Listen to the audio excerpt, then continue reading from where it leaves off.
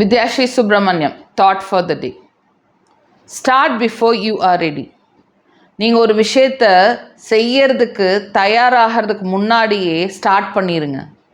ஏன்னா நீங்கள் ஸ்டார்ட் பண்ணல அப்படின்னா உங்கள் மூளை வந்து என்ன சொல்லும், மெதுவாக பண்ணிக்கலாம், என்ன அவசரம், இல்லை நம்ம இது ப்ரிப்பேர் ஆகணும், நான் வந்து பர்ஃபெக்ட் ஆகணும், நான் பர்ஃபெக்டாக இல்லைன்னா நான் வந்து ஃபெயிலியராக தெரிஞ்சிருவேன் அப்படின்னு சொல்லிட்டு நம்ம மைண்ட் என்ன பண்ண ரெசிஸ்டன்ஸ் க்ரியேட் பண்ண ஆரம்பிக்கும். இல்லை நீ வந்து தயாராகலை, இல்லை நீ வந்து புக்குக்கு அட்டை போடலை, இன்னும் இந்த இடத்துல வந்து நீ இந்த நோட் புக் வாங்கலை, இது வாங்கலை, அது வாங்கலைன்னு சொல்லிட்டு 1008 எக்ஸ்கியூஸ் வந்து மைண்ட் கொடுத்துக்கிட்டே இருக்கும்.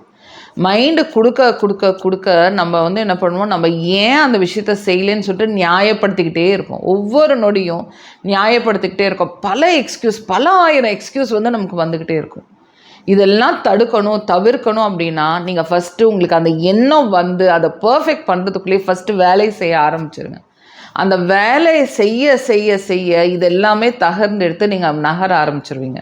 நிறையா பேருக்கு என்ன பிரச்சனை அப்படின்னா, ஒரு விஷயத்த செய்யணும்னு சொல்லிட்டு நினச்சிட்டு இருப்பாங்க, ஆனால் செய்யவே மாட்டாங்க. எவ்வளோ தூரம் செய்ய மாட்டாங்க அப்படின்னு பார்த்தீங்கன்னா, வாழ்க்கை பூரா அவங்க செய்யாமல் அவங்க பாட்டுக்கு அப்படியே தான் இருப்பாங்க. கடைசி காலத்தில் தான் இதை செஞ்சுருக்கலாம், அதை செஞ்சுருக்கலான்னு சொல்லிட்டு நிறைய ரிக்ரெட்ஸோடு இருப்பாங்க. முக்கால்வாசி டைம் நம்மளோட வாழ்க்கையில் ரிக்ரெட்டில் மட்டும்தான் நம்ம வந்து ஃபீல் பண்ணிக்கிட்டே இருக்கோம். ஆனால் அந்த ரிக்ரெட்டே ஒரு ஸ்டேஜுக்கு மேலே கம்ஃபர்டபுள் ஆயிடும்.